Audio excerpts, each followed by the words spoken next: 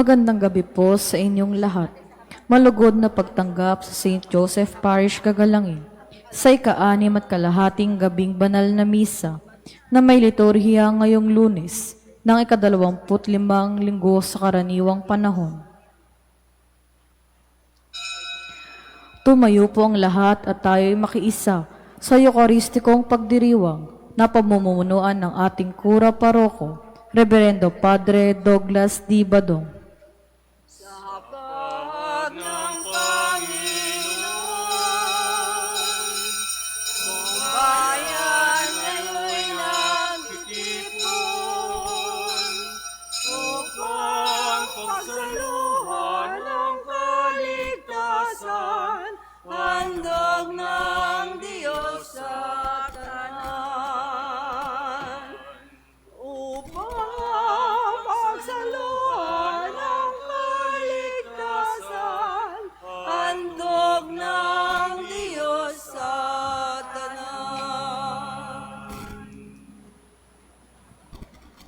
Sa ngalan ng Ama at ng Anak at ng Espiritu Santo. Amen. Ang pagpapala ng ating Panginoong Heso Kristo, ang pag-ibig ng Diyos Ama, at ang pakikipagkaisa ng Espiritu Santo naway sumainyong lahat. At sumaiyo rin. Mga kapatid, aminin natin ang ating mga kasalanan upang tayo'y maging marapat gumanap sa banal na pagdiriwang. Inaamin ko sa makapangyarihang Diyos at sa inyo mga kapatid, na lubha akong nagkasala sa isip, sa salita at sa gawa, at sa aking pagkukulang. Kaya isinasamo ko sa mahal na Birheng Maria, sa lahat ng mga anghel at mga banal, at sa inyo mga kapatid, na ako'y panalangin sa Panginoong ating Diyos. Kaawaan tayo ng makapangyarihang Diyos, patawarin tayo sa ating mga kasalanan at patnubayan tayo sa buhay na walang hanggan. Amen. Panginoon, kaawaan mo kami. Panginoon, kaawaan mo kami. Kristo, kaawaan mo kami. Kristo, kaawaan mo kami. Panginoon, kaawaan mo kami. Panginoon, kaawaan mo kami. Manalangin tayo. Ama naming makapangyarihan, itinakda mong ang lahat ng mga utos mo ay mauwi sa pag-ibig sa iyo at sa kapwa-tao. Ibagkaloob mong sa pagtalima namin sa mga ito, kami pagindapatin mong sumapit sa buhay na walang katapusan sa pamamagitan ni Jesucristo, kasama ng Espiritu Santo, magpasawalang hanggan. Amen. Ang simula ng aklat ni Esdras. Nang unang taon ng pamamahala ni Haring Kiro ng Persya, nilukuban siya ng Espiritu ng Panginoon. Nangyari ito upang matupad ang kanyang salita sa pamamagitan ni Propeta Jeremias. Kaya si Haring Kiro ay sumulat ng ganito: Niloob ng Panginoon, ng Diyos ng kalangitan, na masakop ko ang lahat ng bansa sa daigdig. At sinabi niya sa aking, ipagtayo ko siya ng isang templo sa Jerusalem, Huda. Kaya pinahihintulutan ko ang lahat ng Israelita na magpunta sa Jerusalem, ang bayan ng kanilang Diyos, upang itayong muli ang bahay ng Panginoon. Pagpalain nawa sila ng Diyos, lahat ng mamamayan sa lugar na may Israelita ay tutulong sa kanila.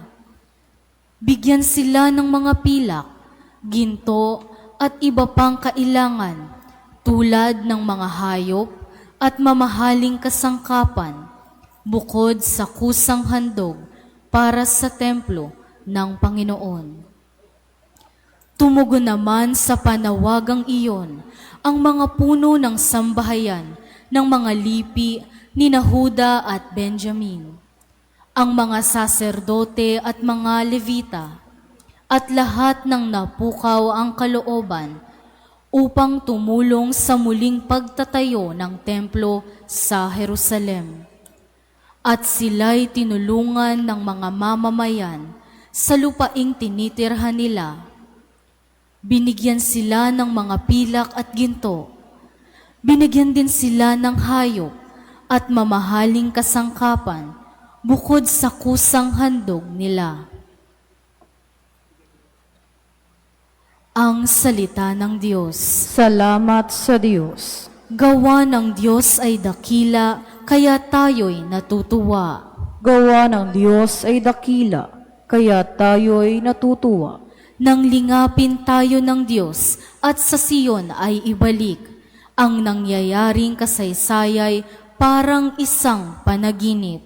Lahat tayo ay natuwa, masasayang nagsiawit.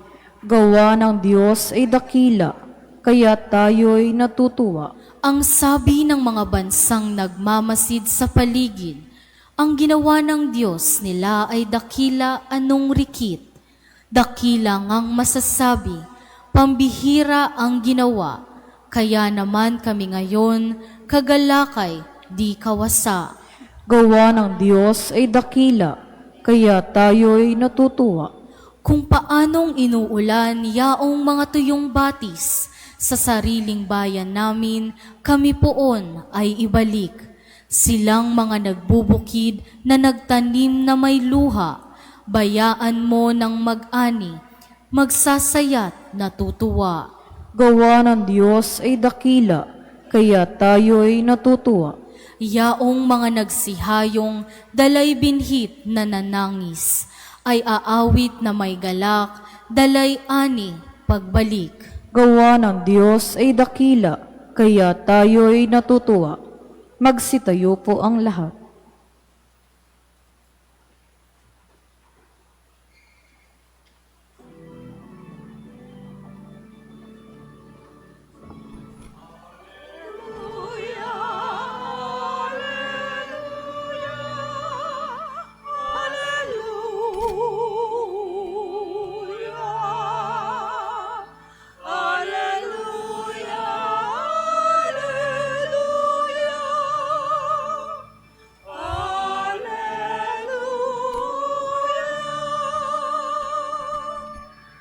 Dapat kayong magliwanag ng kabutihay mahayag at Diyos ang siyang mataniyag.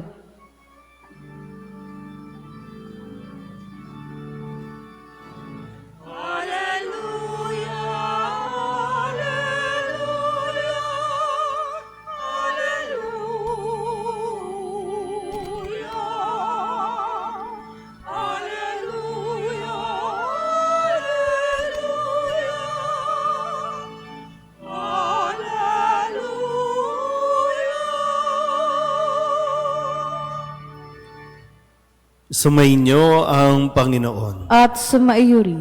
Ang mabuting balita ng Panginoon ayon kay San Lucas. Papuri sa iyo, Panginoon. Noong panahong iyon, sinabi ni Jesus sa mga tao, walang taong nagsisindi ng ilaw at pagkatapos ay tatakluban ng banga o ilalagay kaya sa ilalim ng higaan. Sa halip, inilalagay ito sa talagang patungan upang makita ng mga pumapasok ang liwanag.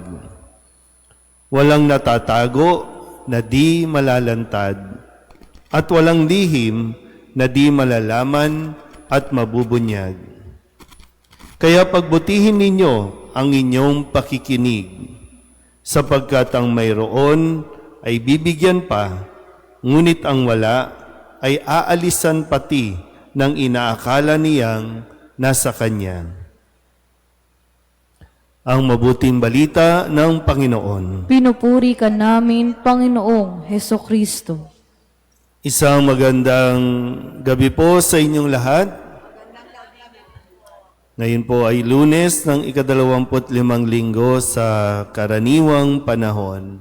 At sa araw na ito sa ipinahayag sa atin ang mabuting balita mula kay San Lucas, pinapaalalahanan tayo ng kahalagahan ng pakikinig. Mayroon bang may problema sa tenga dito? O problema lang talaga natin, no? Minsan pinipili lang natin yung gusto nating pakinggan. Pero yung susi para sa isang mas maayos na pamumuhay ay nandito sa pakikinig. Kaya nga sabi, narinig natin na walang taong nagsindi ng ilaw pagkatapos tatakluban o kaya ilalagay sa ilalim ng higaan. Ang liwanag ay dapat nasa tamang lalagyan para nang sa ganon mas marami ang makakita ng liwanag. Kung tatakluban, maaring mabuhay tayo sa kadiliman. At mahirap yung nasa kadiliman. Maliligaw tayo, magkakabanggaan tayo o magkakabungguan tayo, magkakandaloko-loko ang ating buhay. Kaya common sense, ang liwanag ay dapat nakikita nang sa ganon nagagabayan ang tao sa kung saan mang direksyon siya pupunta. Ngayon, sino ba ang liwanag? Si Kristo, ang liwanag. At ang salita ni Kristo na siyang ipinapahayag sa atin, so, lalo na kapag tayo po ay nagbabasa ng Biblia o nakikinig man dito sa pagdiriwang ng misa, ang salita ng Diyos, ang liwanag. Ang liwanag ay si Kristo. So kung, sabi nga po, no, pakikinggan lang natin, makikinig lang tayo kay Kristo, yung liwanag na nasa atin, yung liwanag na natanggap mo, hindi pwedeng itago.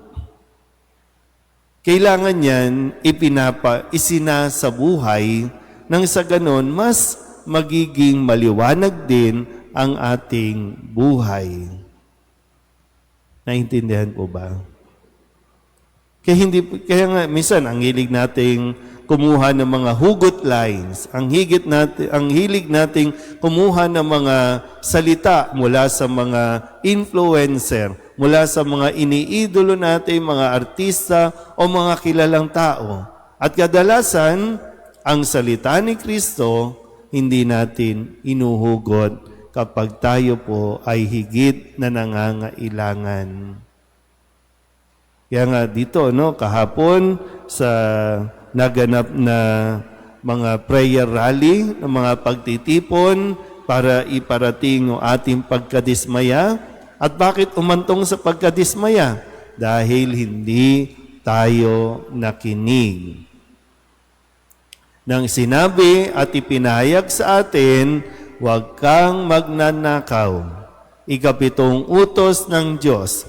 Pinaalala ulit ito ni Jesus nung siya ay nagtuturo na huwag kang magnanakaw, pero hindi tayo nakinig. Pinili natin ang magnanakaw. Kaya ano nangyari? Baha, problema, gutom, walang pampa-ospital, hindi makabayad sa ospital. Lahat din nag-ugat dahil maraming nagsisimba, maraming Katoliko, at mismo mga Katoliko pa ang gumagawa ng labag sa kautosang ito. Dahil ang liwanag hindi natin inilalagay sa tama. Madalas itinatago natin, madalas tinatakluban natin. Pero tandaan niyo po ulit, sinabi din ni Kristo, walang natatago na di malalantad. Walang lihim na di malalaman o mabubunyag.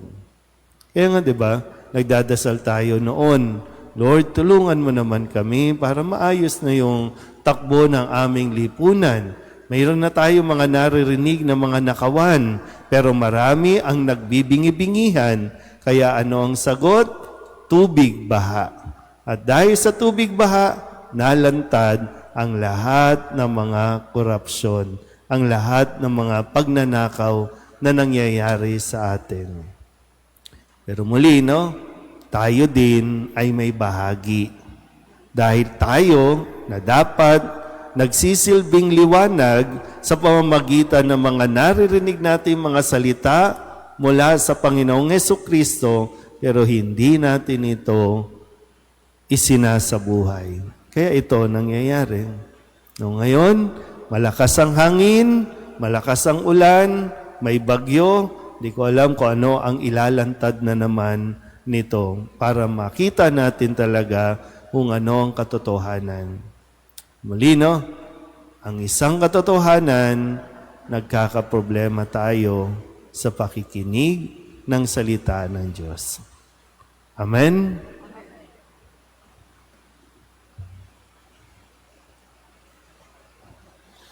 Manalangin tayo sa Diyos Ama upang magdulot sa lahat ng pag-asa at kapayapaan ang liwanag ng Kanyang anak na si Hesukristo. Ang ating pong itutugon, Panginoon, dinggin mo ang aming panalangin. Panginoon, dinggin mo ang aming panalangin. Ang bayan ng Diyos, naway maging isang tulad ng dakilang ilaw na nagliliwanag sa kadiliman sa pamamagitan ng kanilang pagtatatag ng isang higit na mabuting daigdig.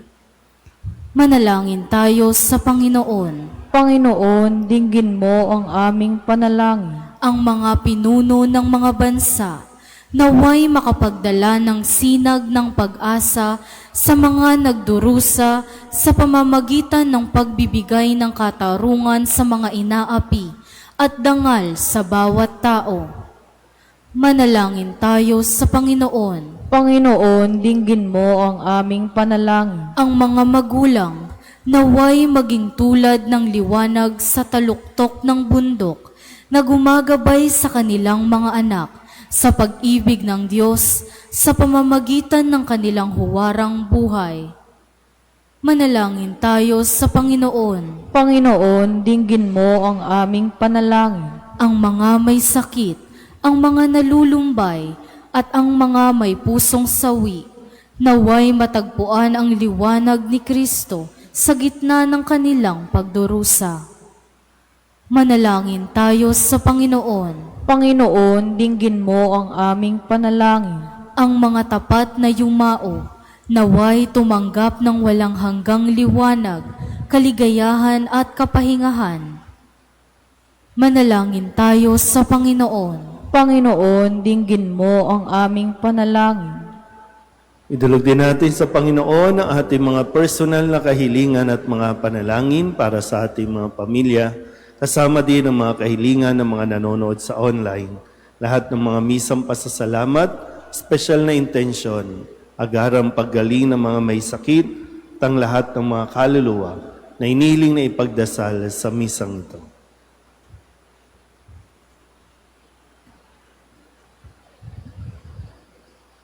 Ang lahat ng ito ay iniling namin sa ngalan ni Kristong aming Panginoon. Amen.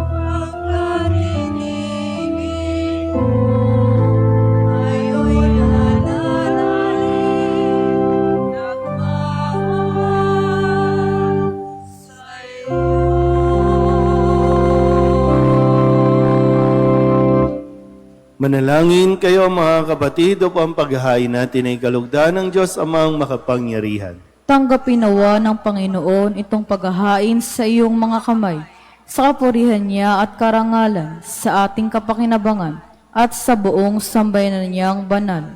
Ama naming lumikha, maawain mong kalugdan ng mga alay ng iyong sambayanan upang ang ipinahayag namin ng may pananampalatayang matibay ay aming tanggapin sa banal na pakikinabang sa pamamagitan ni Jesucristo kasama ng Espiritu Santo magpasawalang hanggan. Amen. Sumainyo ang Panginoon. At sumaiyuri, Itaas sa Diyos ang inyong puso at diwa. itinaas na namin sa Panginoon. Pasalamatan natin ang Panginoong ating Diyos. Marapat na siya ay pasalamatan. Ama naming makapangyarihan, tunay ngang marapat na ikaw ay aming pasalamatan. Pinagbibigyan mong ito'y aming maihayag kahit na ito'y walang anumang maidaragdag sa kadakilaang sa iyo ay likas. Sa pagpupuri nami ang nakikinabang ay kami ring iyong pinakikiharapan sa pamamagitan ng iyong anak na minamahal. Kaya kaysa ng mga anghel na nagsisiawin ng papuri sa iyo, nang walang humpay sa kalangitan, kami nagbubunyi sa iyong kadakilaan.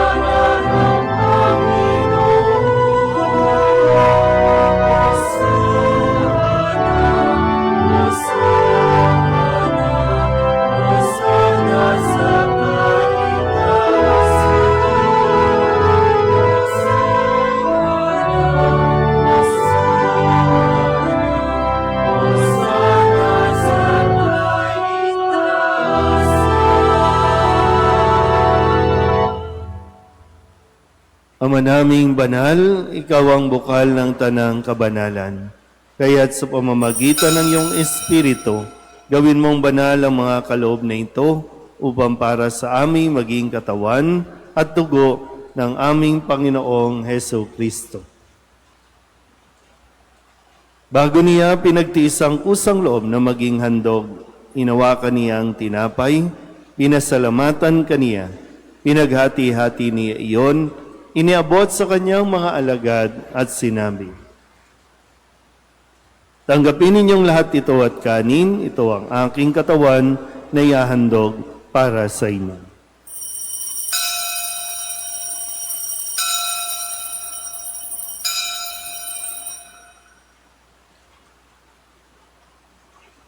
Gayun din naman nang matapos ang hapunan, nawakan niya ang kalis, muli kaniyang pinasalamatan. Iniabot niya ang kalis sa kanyang mga alagad at sinabi, tanggapin ninyong lahat ito at inumin. Ito ang kalis ng aking dugo, ng bago at walang hanggan tipan. Ang aking dugo na ibubuhos para sa inyo at para sa lahat sa ikapagpapatawad ng mga kasalanan. Gawin ninyo ito sa pag-alaala sa akin.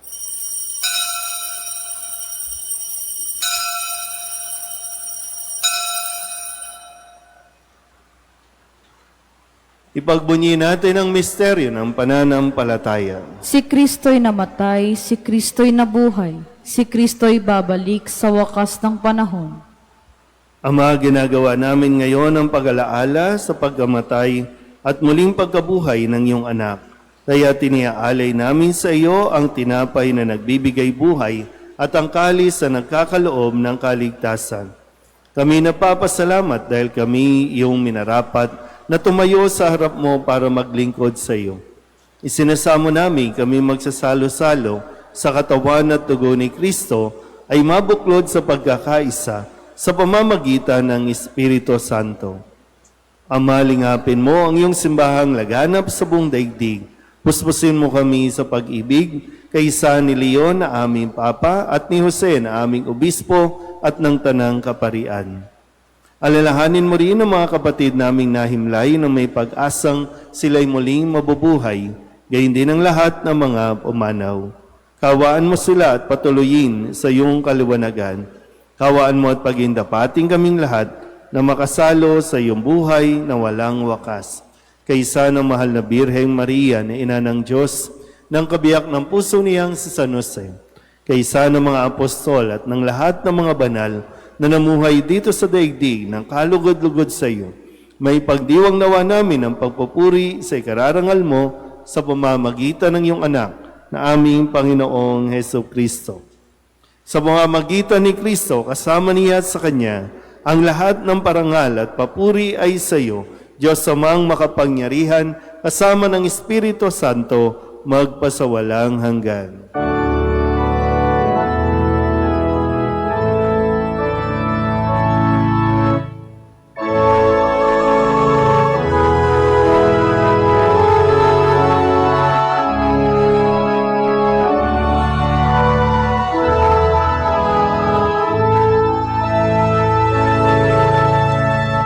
Sa tagubilin ng mga nakagagaling na utos at turo ni Jesus sa Panginoon natin at Diyos, ipahayag natin ang lakas loob.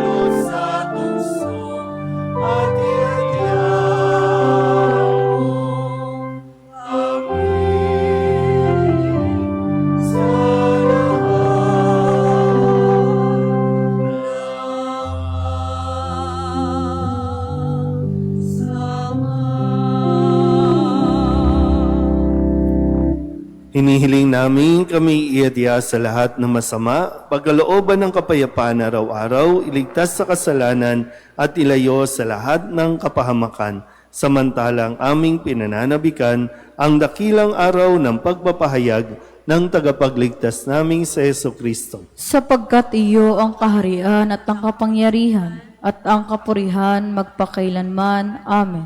Panginoong Jesucristo, sinabi mo sa iyong mga apostol, kapayapaan ang iniiwan ko sa inyo, ang aking kapayapaan ang binibigay ko sa inyo. Tunghayan mo ang aming pananampalataya at huwag ang aming mga pagkakasala. Pagkalooban mo kami ng kapayapaan at pagkakaisa ayon sa iyong kalooban, kasama ng Espiritu Santo, magpasawalang hanggan. Amen. Ang kapayapaan ng Panginoon ay laging sumainyo. At sumaiyo rin. Mabigayan po tayo ng kapayapaan sa isa't isa. Kordero ng Diyos na nag-aalis sa mga kasalanan ng sanlibutan, maawa ka sa amin.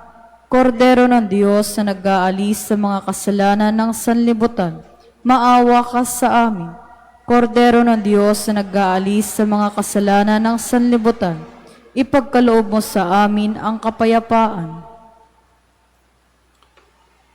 Ito ang kordero ng Diyos. Ito ang nag-aalis ng kasalanan ng sanlibutan. Mapalad ang mga inanyayahan sa kanyang piging. Panginoon, hindi ako karapat-dapat na magpatuloy sa iyo, ngunit sa isang salita mo lamang ay gagaling na ako.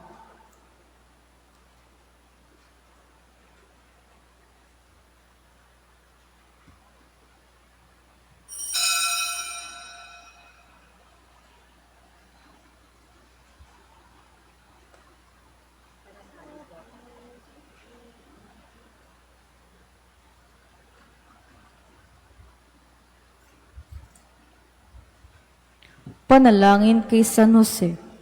Abang tagapangalaga ng tagapagligtas, kabiyak na puso ng mahal na Birheng Maria, sa iyo ipinagkatiwala ng Diyos ang kaisa-isa niyang anak. Sa iyo nagtiwala si Maria. Sa piling mo, si Kristo'y naging tao. Maging ama ka rin sa amin, pinagpalang Jose, at gabayan mo kami sa landas ng buhay. Ihingi mo kami ng biyaya, awa at tapang, at ipagtanggol kami sa lahat ng masama. Amen. Magsitayo na po ang lahat.